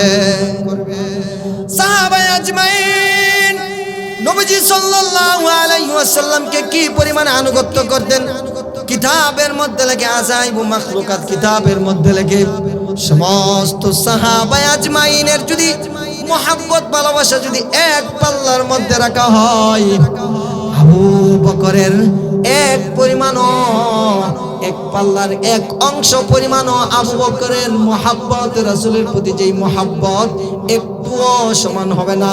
তাহলে এখান থেকে বুঝতে হবে আবু বকর সিদ্দিক রাদিয়াল্লাহু তাআলা আনহু কিভাবে নবীকে মুহাব্বত করতেন, কিভাবে রাসূলকে ভালোবাসতেন। আজাইবু মাখলুকাত কিতাবের মধ্যে লেখে, নবীজি সাল্লাল্লাহু আলাইহি ওয়াসাল্লাম একদিন আবু বকর সিদ্দিককে বললেন, হে আবু বকর সিদ্দিক, তুমি আমার হিজরতের সঙ্গী হইবা। নবীজি সাল্লাল্লাহু আলাইহি ওয়াসাল্লাম যখন এই কথা বললেন আবু বকর সিদ্দিককে যখন এই কথা বললেন, আবু বকর সিদ্দিক রাদিয়াল্লাহু তাআলা আনহু সারা দিন যতই কাজ কাম করেন না কেন, রাত্রিবেলা যখন হয়ে যায়, সন্ধ্যার সময় যখন হয়ে যায়, রাত্রিবেলা যখন হয়ে যায়, আবু বকর সিদ্দিক রাদিয়াল্লাহু তাআলা আনহু দরজার মধ্যে এইভাবে হেলান দিয়ে বসে থাকেন, কখন জানি নবী আয়েশা ডাক দেয়। আবু বকর সিদ্দিক রাদিয়াল্লাহু তাআলা আনহু মাথার মধ্যে সব সময় এই রকম চিন্তা ভাবনা, সব সময় চিন্তা থাকে, রাসূল জানে কখন আয়েশা দরজার মধ্যে নক করে, আমি যদি রাসূলের ডাকের সঙ্গে সরাসরি সাথে সাথে উত্তর না দিতে পারি, আমার রাসূল কষ্ট পাইবা। আবু বকর সিদ্দিক রাদিয়াল্লাহু তাআলা আনহু নবীজি সাল্লাল্লাহু আলাইহি ওয়াসাল্লাম 6 মাস আগে বলেছিলেন, হে আবু বকর, তুমি আমার হিজরতের সঙ্গী হইবা। নবীজি সাল্লাল্লাহু আলাইহি ওয়াসাল্লাম আবু বকরকে এই কথা বলেছিলেন। নবীজি সাল্লাল্লাহু আলাইহি ওয়াসাল্লাম আবু বকরকে এই কথা বলার পর আবু বকর সিদ্দিক রাদিয়াল্লাহু তাআলা আনহু দরজার মধ্যে হেলান দিয়া রাত্র পার করতেন। একদিন নবীজি সাল্লাল্লাহু আলাইহি ওয়াসাল্লাম যখন মক্কা থেকে মদিনা হিজরত করবেন, নবীজি সাল্লাল্লাহু আলাইহি ওয়াসাল্লাম যখন আবু বকরের দরজার মধ্যে এইভাবে আওয়াজ দিলেন, আওয়াজ দেওয়ার পরেই আবু বকর সিদ্দিক রাদিয়াল্লাহু তাআলা আনহু সঙ্গে সঙ্গে দরজাটা খুলে দিলেন। নবীজি সাল্লাল্লাহু আলাইহি ওয়াসাল্লাম বললেন, হে আবু বকর, তুমি কি ঘুমাও নাই? আবু বকর সিদ্দিক রাদিয়াল্লাহু তাআলা আনহু বললেন, ইয়া রাসূলুল্লাহ, ইয়া হাবিবাল্লাহ, আপনি আমাকে 6 মাস আগে বলেছিলেন আমি আপনার হিজরতের সঙ্গী হইব। আমি আবু বকর সারাদিন যতই কাজ করি না কেন, কিন্তু রাত্রিবেলা আমি 1 মিনিটের সময় 1 সেকেন্ডের জন্য ঘুমাই না। আপনি কখন আয়েশা ডাক দিবেন, আপনার ডাকের সঙ্গে সঙ্গে যদি আমি দরজাটা না খুলতে পারি, আমি আবু বকর সহ্য করব না। আপনি যদি কষ্ট পান, আমি আবু বকর সহ্য করব না। নবীজি সাল্লাল্লাহু আলাইহি ওয়াসাল্লামের কাছে যখন আবু বকর এই কথা বলার পরেই আবু বকর সিদ্দিক রাদিয়াল্লাহু তাআলা আনহু বললেন, ইয়া রাসূলুল্লাহ, ইয়া হাবিবাল্লাহ, আমিও ঘুমাই না। শুধু আমি না, আমার ছোট্ট মেয়ে আসমা আপনার জন্য নাস্তা বানায় অপেক্ষা করতেছে। 6টা মাস, 1-2টা মাস না, 6টা মাস অপেক্ষা করতেছে, কখন জানি রাসূল আসবে, কখন জানি আমি রাসূলের জন্য নাস্তাটা দিয়ে দিব। আবু বকর সিদ্দিক রাদিয়াল্লাহু তাআলা আনহু বললেন, ইয়া রাসূলুল্লাহ, ইয়া হাবিবাল্লাহ, শুধু আমার ছোট মেয়ে আসমাও 6 মাস ঘুমায় না এমন না, আমার একটা উট ছিল, যেই উটটা আপনি ওই উটের উপর আরোহণ হবেন, ওই উটটা পর্যন্ত 6 মাস ঘুমায় না। আপনি কখন আসবেন, ওই উটটাও আপনার জন্য অপেক্ষা করতেছে। আজাইবু মাখলুকাত কিতাবের মধ্যে লেখে, সিরাত যারা লিখেছে, যারা সিরাত কিতাব লিখেছে, লিখতে গিয়ে অনেকেই কান্নাকাটি করে দিয়েছেন। আবু বকর সিদ্দিক রাদিয়াল্লাহু তাআলা আনহু যখন রাসূলের সঙ্গে হিজরতের সঙ্গে হয়ে গেছেন, হিজরতের সঙ্গে হওয়ার পর আবু বকর সিদ্দিক রাদিয়াল্লাহু তাআলা আনহু একবার ডানে যায়, একবার বামে যায়, একবার সামনে যায়, একবার পিছনে যায়। নবীজি সাল্লাল্লাহু আলাইহি ওয়াসাল্লাম জিজ্ঞেস করলেন, হে আবু বকর, তুমি একবার ডানে কেন যাও, একবার বামে কেন যাও, একবার সামনে কেন যাও, একবার পিছনে কেন যাও?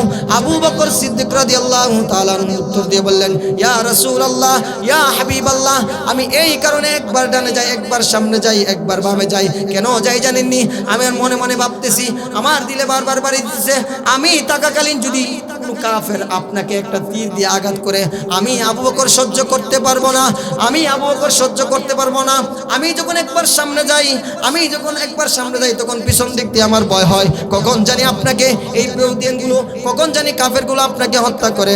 নবীজি সাল্লাল্লাহু আলাইহি ওয়াসাল্লাম আবু বকর এই মুহাম্মদ থেকে নবীজি সাল্লাল্লাহু আলাইহি ওয়াসাল্লাম চোখ দিয়ে পানি ছাড়তেছেন আর বলতেছেন, ওগো আল্লাহ, আজকে আবু বকরকে দেওয়ার মতো আমার কাছে কোনো জিনিস নাই, আবু বকরকে দেওয়ার মতো আমার কাছে কোনো জিনিস নাই। নবীজি সাল্লাল্লাহু আলাইহি ওয়াসাল্লাম আল্লাহর কাছে বললেন, ও আল্লাহ, আজকে যেন আবু বকরের সঙ্গে আমার সফর যেন মদিনা পর্যন্ত সীমাবদ্ধ থাকবে না, আবু বকরের সফর যেন আমি রাসূলের সঙ্গে জান্নাত পর্যন্ত থাকে।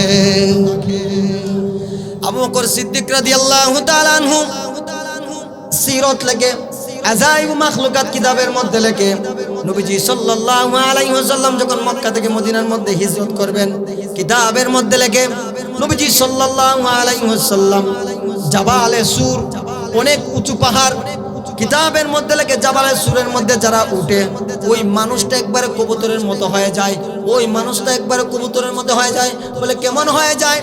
নবীজি সাল্লাল্লাহু আলাইহি ওয়াসাল্লাম আবু বকরকে বলতেছেন, হে আবু বকর, আল্লাহ আমাদেরকে আদেশ করেছেন, আল্লাহ ফয়সালা দিয়েছেন ওই জাবালে সুরের উপরে উঠতে হবে এবং ওই জায়গার মধ্যে একটা গুহা আছে, ওই গুহার মধ্যে আমরা থাকতে হবে।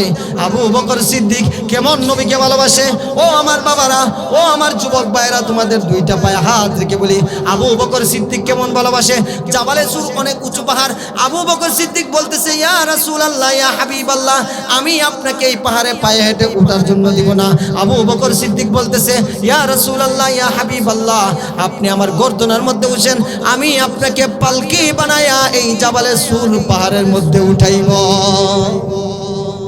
আবু বকর সিদ্দিক রাদিয়াল্লাহু তাআলা আনহু যখন জাবালে সুর, এত উঁচু পাহাড়, নবীজিকে নিয়ে জাবালে সুর পাহাড়ের মধ্যে উঠলো। ওঠার পর নবীজি সাল্লাল্লাহু আলাইহি ওয়াসাল্লাম বললেন, হে আবু বকর, আল্লাহ আমাদেরকে আদেশ দিয়েছেন এই গুহার ভিতরে আমরা থাকতে হবে, এই গুহার ভিতরে আমরা রাত্রিবেলা রাত্রি যাপন করতে হবে।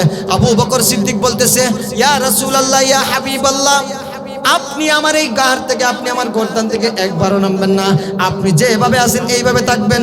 আমি আবু বকর গড়টাকে একবারে পরিষ্কার পরিচ্ছন্ন করে যেই সময় সাজাইব ওই সময় আমি আপনাকে বলবো, তারপর আপনি এই গুহার ভিতরে গর্তের ভিতরে ঢুকবেন। আবু বকর সিদ্দিক রাদিয়াল্লাহু তাআলা আনহু শুনেন কিভাবে নবীকে মহব্বত করত, কিভাবে নবীজি সাল্লাল্লাহু আলাইহি ওয়াসাল্লামকে আনুগত্য করত।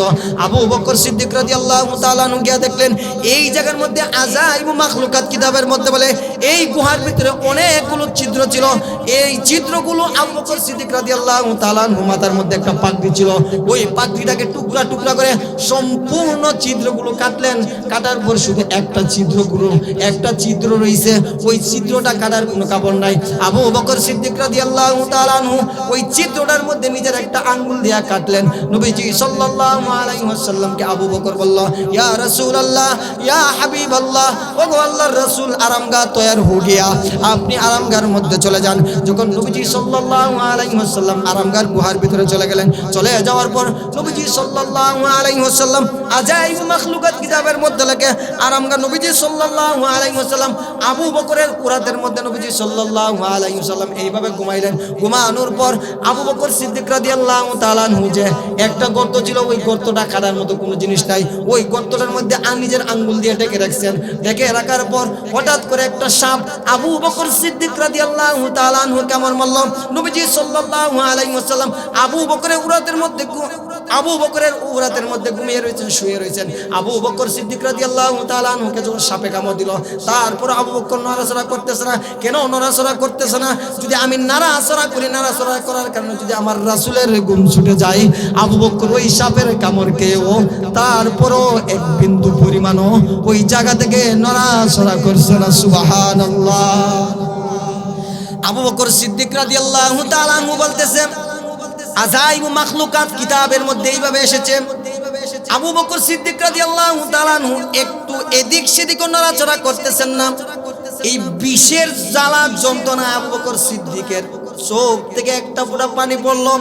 পানি পর পর নবীজি সাল্লাল্লাহু আলাইহি ওয়াসাল্লামের ওয়াজহুন চেহারার মধ্যে পড়েছে। নবীজি সাল্লাল্লাহু আলাইহি ওয়াসাল্লামের ঘুম ভেঙে গেছে। আবু বকর সিদ্দিক রাদিয়াল্লাহু তাআলা আনহু বলতেছেন, হে আবু বকর, তুমি কেন কান্নাকাটি করতেছো? তখন আবু বকর বলতেছে, ইয়া রাসূলুল্লাহ, ইয়া হাবিবাল্লাহ, মনে হয় আমাকে সাপে কামড় দিছে। এই সাপের বিষ আমার সমস্ত শরীরের মধ্যে প্রবেশ করেছে। এই বিষের যন্ত্রণায় আমি কান্না করছি, আর এই কান্নার এক ফোঁটা পানি আপনার চেহারার মধ্যে পড়ে গেছে। তখন নবীজি সাল্লাল্লাহু আলাইহি ওয়াসাল্লাম ঘুম থেকে উঠে বললেন, আজাইব মাখলুকাতের মধ্যে লেগে ঘুম থেকে উঠলেন। উঠার পর নবীজি সাল্লাল্লাহু আলাইহি ওয়াসাল্লাম সাপকে জিজ্ঞেস করলেন, হে জালেম, তুই আমার আবু বকরকে কেন কামড় দিয়েছ? তখন ওই আজাইব মাখলুকাত কিতাবের মধ্যে লেখে, দেখেন সাপও কিন্তু নবীজি সাল্লাল্লাহু আলাইহি ওয়াসাল্লামকে কতটুকু ভালোবাসে। আজাইব মাখলুকাত কিতাবের মধ্যে লেখে 100 বছর আগে ওই সাপটা আসমানি কিতাবের দরস হইতেছে, ওই দরসের পার দিয়ে যাইতেছে, ওই দরসের পার দিয়ে সাপটা যাইতেছে। এই দরসের মধ্যে একজন বলতেছেন যে এমন একজন নবী আসবা, যেই নবীকে যদি দুনিয়ার কোনো ইনসান, দুনিয়ার কোনো জীব জন্তু দেখে আল্লাহ পাক রব্বুল আলামিন তাকে মাফ করে দিবেন। ওই সাপটা 100 বছর আগেই এই গুহার ভিতরে আমন্ত্রণ করেছে, গুহার ভিতরে আগমন করেছে। আগমন করার পর প্রত্যেকটা জায়গার মধ্যে ছিদ্র করে রেখেছে। আমার রাসূলকে আমি দেখতেই হবে, আমার রাসূলকে আমি কিভাবে দেখব? ওই সাপটা প্রত্যেক জায়গার মধ্যে ছিদ্র করে রাখছে, কিন্তু ওই সাপটাকে আল্লাহ পাক রব্বুল আলামিন কথা বলার অনুমতি দিয়েছেন। তখন ওই সাপটা বলতেছে, ইয়া রাসূলুল্লাহ, ইয়া হাবিবাল্লাহ, আমি আপনাকে দেখার জন্য অনেকগুলো ছিদ্র করেছি, কিন্তু এই দুষ্ট আবু বকর সবগুলো ছিদ্রকে কেটে ফেলেছে। এমনকি একটা ছিদ্র ছিল, ওই ছিদ্রটাও সে আঙ্গুল দিয়ে কেটেছে। এই জন্য আমি আপনাকে না দেখার বেদনায় আমি আবু বকরকে কামড় দিয়েছি, অর্থাৎ আমি আপনাকে দেখতে হবে। এই বিষের এই কারণে আমি আপনাকে দেখার জন্য আমি আবু বকরকে কামড় দিয়েছি। ওই ছোট্ট ওই সাপটাও নবীজি সাল্লাল্লাহু আলাইহি ওয়াসাল্লামকে ভালোবাসার জন্য মোহাব্বত করে নবীজি সাল্লাল্লাহু আলাইহি ওয়াসাল্লামকে ভালোবাসে। 100 বছর আগে সেই গুহার মধ্যে বসে রয়েছে, 100 বছর আগেও কোনো কিছু খায় না। একটু চিন্তা করার বিষয়, যেই সাপটাও নবীজি সাল্লাল্লাহু আলাইহি ওয়াসাল্লামকে ভালোবাসে, আপনি আমি ইনসান হয়ে নবীজিকে কতটুকু ভালোবাসি নিজের মনকে একটু প্রশ্ন করে। সাহাবী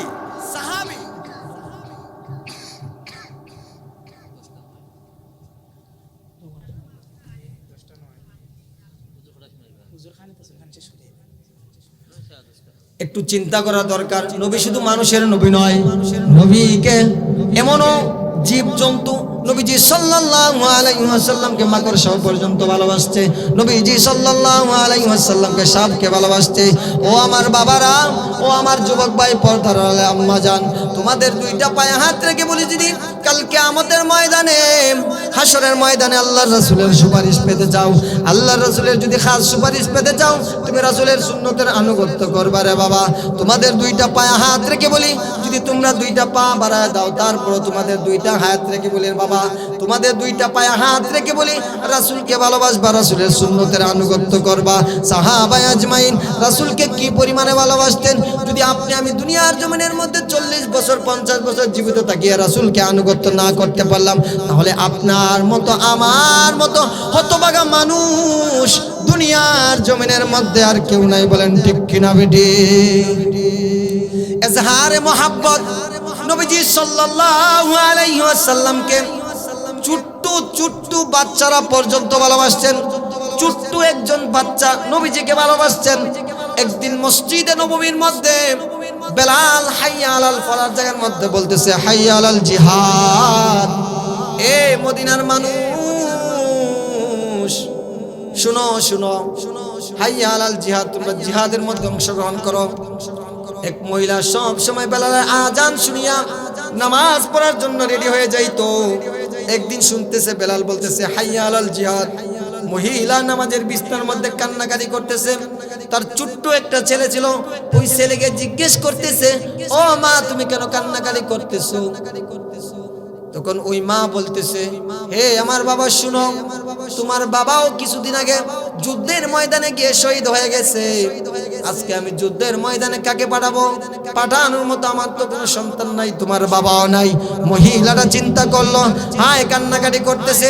রাসূলের কি পরিমাণ মহাব্বত, ছোট ছোট সাহাবীদের প্রতি, ছোট ছোট বাচ্চারা রাসূলের প্রতি কি রকম মহাব্বত। ওই ছোট্ট বাচ্চা বলতেছে, ও আমার মা, শুনো, আমি যেহেতু জীবিত আছি আমি কথা দিলাম আমি রাসূলের সঙ্গে যুদ্ধের ময়দানে শরীক হব।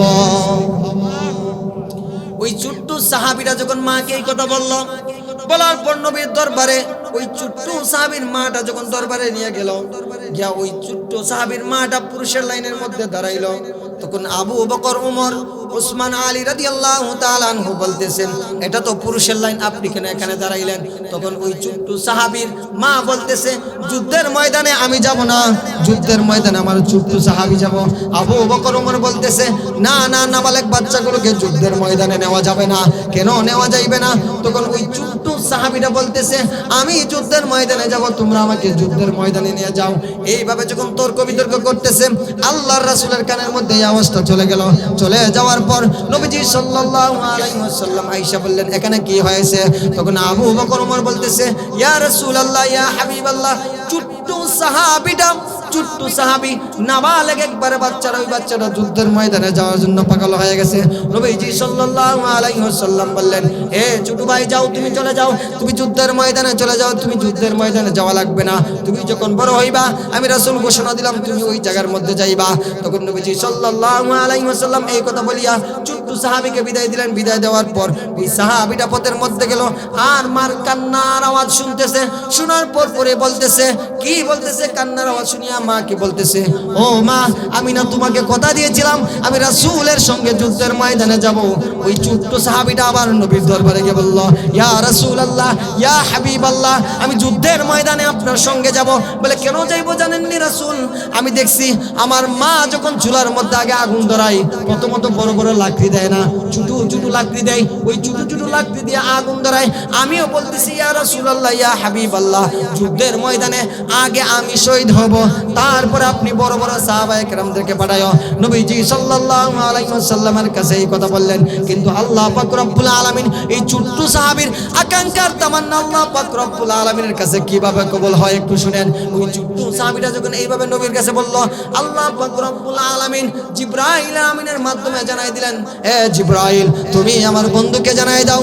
যখন জিবরাইল আমিন এসে রাসূলের কাছে আসলো, আসার পর জিজ্ঞেস করলো, ইয়া রাসূলুল্লাহ, ইয়া হাবিবাল্লাহ, আপনি এখানে কি করতেছেন? নবীজি সাল্লাল্লাহু আলাইহি ওয়াসাল্লাম বললেন, আমি এই জায়গার মধ্যে এইটা লিখতেছি, কারা কারা যুদ্ধের ময়দানে যাবে তাদের নাম লিস্ট করতেছি।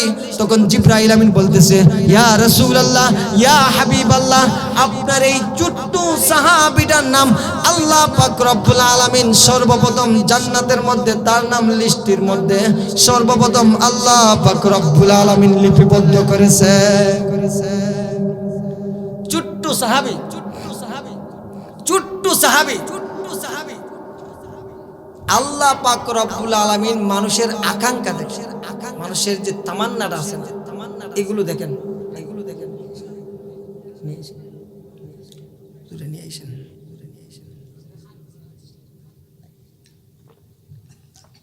এই ছোট্ট সাহাবীরা পর্যন্ত রাসূলকে কতটুকু ভালোবাসত। আমার বিষয় এইটা, আমার বিষয় এইটা। আমি বহিরাগত বিষয় আছে না আলোচনা করতেও পারি না, একটু জিকির করি আমি একটু সাগাই, লা ইলাহা ইল্লাল্লাহ, লা ইলাহা, লা ইলাহা ইল্লাল্লাহ।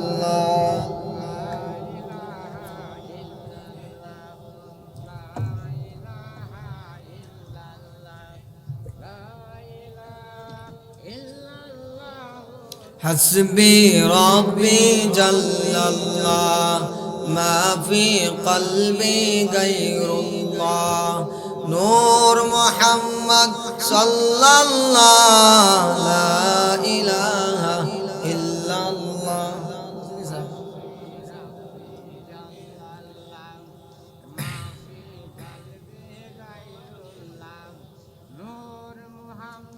লা ইলাহা ইল্লাল্লাহ মুহাম্মাদুর রাসূলুল্লাহ সাল্লাল্লাহু আলাইহি ওয়াসাল্লাম।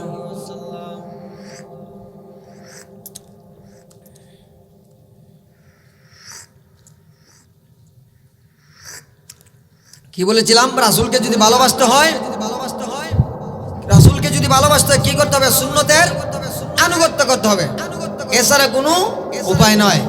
সুন্নতের আনুগত্য কি আজকে যে আপনি জান্নাতি মজলিসের মধ্যে আসলেন, এটাও কিন্তু আপনি রাসূলকে ভালোবাসিয়ে আসছেন। আপনাদের পাশে যে একটা মাদ্রাসা, আপনি এটাকেও যে ভালোবাসতে আসছেন, এটাও কিন্তু রাসূলের প্রতি সুন্নতের আনুগত্য। ও আমার বাবারা, ও আমার যুবক ভাই, আমি আপনাদেরকে কিছু কথা বলে যাই, যেই কথাগুলো হচ্ছে আল্লাহ পাক রব্বুল আলামিন আল্লাহর হাবিবের মাধ্যমে জানায় দেয়। দুনিয়ার জমিনের মধ্যে যদি কোনো ইমাম, কোনো মানুষ যদি আল্লাহ এবং আল্লাহর রাসূলের প্রতি, আল্লাহকে ভালোবাসতে চায়, আল্লাহকে যদি ভালোবাসতে চায়, তাহলে সে যেন রাসূলকে আনুগত্য করে। হ্যাঁ, রাসূলকে তুমি কেমনে আনুগত্য করবা? নবীজি সাল্লাল্লাহু আলাইহি ওয়াসাল্লাম হাদিসের মধ্যে অনেকগুলো জিনিস বাতায় গেছেন, ওইগুলো তোমরা, এইগুলো যেগুলো জিনিস বাতায় গেছেন, ওইগুলোর উপর আমল করবা। আমল যদি করতে পারো, তুমি যে আমল করতে পারো, তাহলে তুমি রাসূলকে ভালোবাসলা। রাসূলকে ভালোবাসলে দুনিয়া এবং আখিরাত আপনার জন্য সাকসেসফুল হয়ে যাবে। রাসূলকে ভালোবাসতে হলে বেশি টাকা লাগবে না। রাসূলকে ভালোবাসতে হলে দুনিয়ার কোনো ধন সম্পদ লাগবে না। রাসূলকে যারা ভালোবাসে তারা মাদ্রাসাকে ভালোবাসে, রাসূলকে যারা ভালোবাসে মসজিদকে ভালোবাসে, রাসূলকে যারা ভালোবাসে তালেবে ইলমদেরকে ভালোবাসে, রাসূলকে যারা ভালোবাসে মসজিদের ইমাম মুয়াজ্জিনকে ভালোবাসে। রাসূলকে ভালোবাসতে বেশি কিছু লাগবে না। রাসূলের সুপারিশ পেতে হলে কোরআন তেলাওয়াত করতে হবে। রাসূলকে ভালোবাসতে হলে কোরআনের আনুগত্য করতে হবে, কোরআন তেলাওয়াত বেশি বেশি করতে হবে। নবীজি সাল্লাল্লাহু আলাইহি ওয়াসাল্লাম হাদিসের মধ্যে বলেন, তিনটা জিনিসের দিকে তাকাইলে সব। এক নম্বর হচ্ছে, আমার কোন উম্মত যদি তার মা বাবার প্রতি ইখলাসের নিয়তে, রহমতের নিয়তে তাকায়, আল্লাহ পাক রব্বুল আলামিন তার আমলনামার মধ্যে একটা কবুল হজের সওয়াব দান করে। সুবহানাল্লাহ, একটু জোরে হয়ে দেন না। দুনিয়ার জমিনের মধ্যে কত টাকাওয়ালা, কত ধনাঢ্য ব্যক্তি হজ করতে যায়, কিন্তু তাদের হজ কবুল হয় না কিনা সন্দেহ আছে। আল্লাহ রাসূল বলেন, আমার কোন উম্মত যদি তার মা বাবার প্রতি রহমতের নিয়তে তাকায়, ইখলাসের নিয়তে তাকায়, আল্লাহ পাক রব্বুল আলামিন তার আমলনামার মধ্যে একটা কবুল ওয়াদের সওয়াব দান করবে। দুই নম্বর কি জানেন? নবীজি সাল্লাল্লাহু আলাইহি ওয়াসাল্লাম বললেন, আমার কোন উম্মত যদি কোরআনকে মহব্বত করে, কোরআন পড়তে পারে না, কোরআনকে মহব্বত করে, নবীর বাগানকে মহব্বত করে, যেই জায়গার মধ্যে কোরআনের আলোচনা হয়, ওই জায়গাটা যদি আমার কোন উম্মত মহব্বত করে, মহব্বত করার কারণে আল্লাহ পাক রব্বুল আলামিন তাদের প্রতিদান কি দিবেন? আল্লাহর একজন বান্দা ছিল, ওই বান্দাটা কোরআন পড়তে পারে না, কোরআন কোনো কিছু পড়তে পারে না। ওই বান্দাটা ছিল একজন খাটুরিয়া বান্দা, কাঠ কয় কয় করে নিজের সংসার চালাইতো, নিজের ঘর চালাইতো, নিজের বাড়ি চালাইতো, সব কিছু চালাইতো। কিন্তু আল্লাহর বান্দা কোরআন পড়তে পারে না। ওই কাটুরিয়া যখন সারাদিন কাঠ কয় কয় করে সন্ধ্যাবেলা যখন বাড়িতে আসতো, বাড়িতে আসার পর যখন শেষ রাত্রি হয়ে যেত, শেষ রাত্রি হওয়ার পর ওই আল্লাহওয়ালা বান্দাটা, ওই আল্লাহর বান্দাটা, কাটুরিয়া বান্দাটা শেষ রাতে উড়িয়া কোরআন পড়তে পারতো না। কোরআনের মধ্যে এইভাবে আঙ্গুল লড়াইতো আর বলতো, হাদা মিন কালামির রব্বি, এটা হচ্ছে আমার রবের কালাম। কিন্তু ওই বান্দাটা কোরআন পড়তে পারো না, কিন্তু চোখ দিয়ে সবসময় পানি পড়তো। এই পানিটা পড়ার কারণে, আল্লাহর বান্দাটা পানিটা পড়ার কারণে কোরআনের যে লাইনগুলো আছে সবগুলো ভিজে দিত।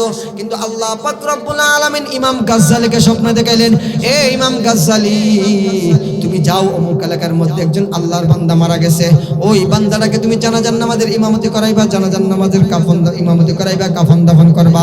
ইমাম গাজ্জালি যখন রাত্রিবেলা স্বপ্ন দেখলেন, স্বপ্ন দেখার পর ইমাম গাজ্জালি দৌড়ায় চলে আসলেন। আসার পর আয়েশা জিজ্ঞেস করলেন, এ ভাই, রহমতপুরে একজন আব্দুর রহমান নামে আল্লাহওয়ালা বান্দা মারা গেছে, তুমি কি তাকে চিনো কিনা? তখন বলতেছে, না না না, আমি তাকে চিনি না।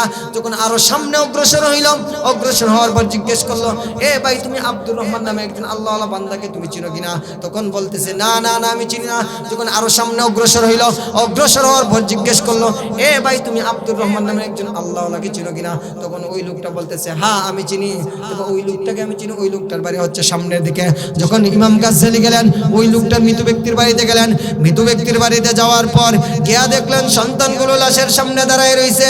সন্তানগুলো যখন ইমাম গাজ্জালিকে দেখলো, দেখার পর বলতেছে, হুজুর, আপনি এসেছেন, ভালো হয়েছে, আপনি আমার বাবার জানাজার নামাজের ইমামতি করবা, আপনি আমার বাবার কাফন দাফনের ব্যবস্থা করবা।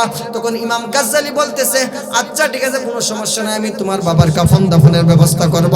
তখন ইমাম গাজ্জালি যখন এই কথা বলার পরে ইমাম গাজ্জালি গোসল টোসল করাইয়া, কাফন দাফন করাইয়া, জানাজা নামাজ শেষ করাইয়া যখন কবরের মধ্যে লাশটা রাখবো, লাশটা রাখার পর ইমাম গাজ্জালি যখন কাঠুরিয়া ব্যক্তির লাশটা কবরের মধ্যে রাখবেন, রাখার পরপরই ইমাম গাজ্জালী জান্নাতের সুঘ্রাণ পাইতেছেন, কবর থেকে মেশকে আম্বরের ঘ্রাণ বাইরে হইতেছে।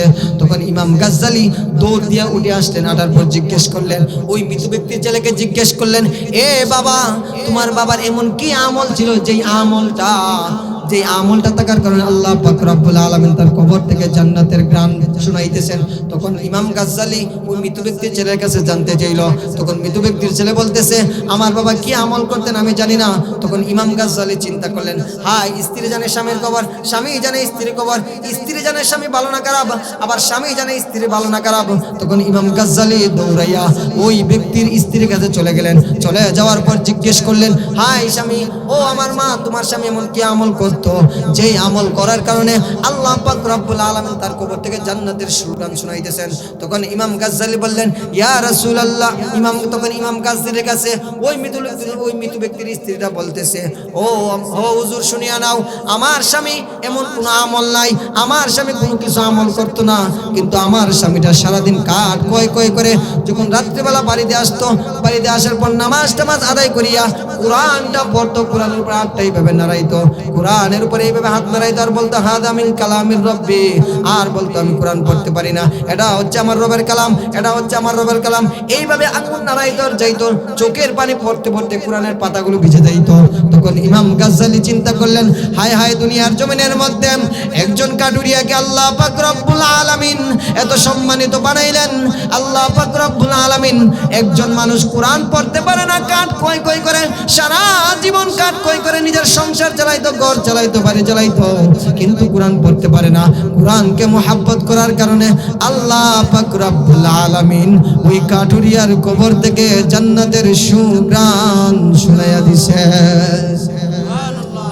এ আমার বাবারা, শুনো, আজকে যখন তোমার এলাকার মধ্যে একটা মাদ্রাসা আছে, তাহলে তুমি মনে করবা তোমার জন্য ভাগ্য খুলছে। তোমার এলাকার মধ্যে একটা মাদ্রাসা আছে, তুমি কতই না ভাগ্যবান হয়েছো। কেন ভাগ্যবান হয়েছে জানোনি? তোমার এলাকার মধ্যে থেকে যখন একটা হাফেজ হবে, তোমার এলাকার মধ্যে থেকে যখন একটা ছেলে আলেম হবে, তোমার এলাকার মধ্যে যখন তোমার ঘরের মধ্যে থাকে একটা ছেলে লজিং খাইবে, ওই ছেলেটা যখন হাফেজ হইবে, হাফেজ হওয়ার পর আল্লাহ পাক রব্বুল আলামিন কাল কিয়ামতের ময়দানে, হাসরের ময়দানে আল্লাহ বলবেন, হে হাফেজ, কোরআনে হাফেজ, আজকে আমি তোকে অনুমতি দিলাম। আমি তোকে কি অনুমতি দিলাম? এমন অনুমতি দিলাম, দেখবে সমাজের এমন অনুমতি দিলাম। বলে কি অনুমতি জানোনি? আল্লাহ পাক রব্বুল আলামিন একজন হাফেজে কোরআনকে বলবেন, হে হাফেজে কোরআন শুনো, দুনিয়ার জমিনের মধ্যে তুমি আরামের ঘুমকে হারাম করিয়া আমার কোরআনকে তেলাওয়াত করেছো, আজকে তোমাকে আমি আল্লাহ পাক রব্বুল আলামিন এমন একটা সারপ্রাইজ দেব। বলে কি সারপ্রাইজ জানোনি? আল্লাহ বলেন, হে হাফেজে কোরআন, আজকে তোমাকে এমন একটা জিনিস দিব, এমন 10 জন ব্যক্তি, যেই 10 জন ব্যক্তি জাহান্নামের জন্য নির্ধারণ হয়ে গেছে, আল্লাহ পাক রব্বুল আলামিন ওই হাফেজে কোরআনকে বলবেন, আজকে তুমি তাদেরকে সুপারিশ করে জান্নাতের মধ্যে নিয়ে যাও। তোমার এলাকার মধ্যে যদি একজন ছাত্র মাদ্রাসায় পড়িয়া আলেম হয়, আলেম হইলে একজন আলেমের কতটুকু দাম জানোনি? ও আমার বাবারা, শুনো, দিলের কানটা লাগায় শুনো, তোমার এলাকার মধ্যে মাদ্রাসায় পড়ে যদি একজন আলেম হয়, তোমার এলাকায় মাদ্রাসায় পড়ে যদি একজন আলেম হয়, আলেম হইলে কতটুকু জানোনি? আজকে তুমি যে লজিং খাওয়াইছো, কাল কিয়ামতের ময়দানে আল্লাহ পাক রব্বুল আলামিন একজন আলেমকে 40 জন ব্যক্তিকে সুপারিশ করে জান্নাতে নেওয়ার অনুমতি দিবেন। এজন্যই আমি আপনাদেরকে বলি, ও আমার বাবারা, আলেমের বাবা হও, হাফেজের বাবা হও, আলেম হাফেজের বাবা হইলে কাল কিয়ামতের ময়দানে তুমি অনেক সম্মানিত হইবা, তুমি অনেক সম্মানিত হইবা। কেন বলতেছি? আল্লাহ পাক রব্বুল আলামিন হাফেজে কোরআনদেরকে কাল কিয়ামতের ময়দানে, হাফেজে কোরআন আলেমের বাবাদেরকে এত সম্মানিত বানাইবেন, তাদের মা বাবাকে এমন 2টা মুকুট দান করবেন, যেই 2টা মুকুট দুনিয়ার জমিন যদি সমস্ত দুনিয়া বিক্রি করা হয়, তারপর ওই 2টা মুকুটের সমপরিমাণ মূল্য হবে না।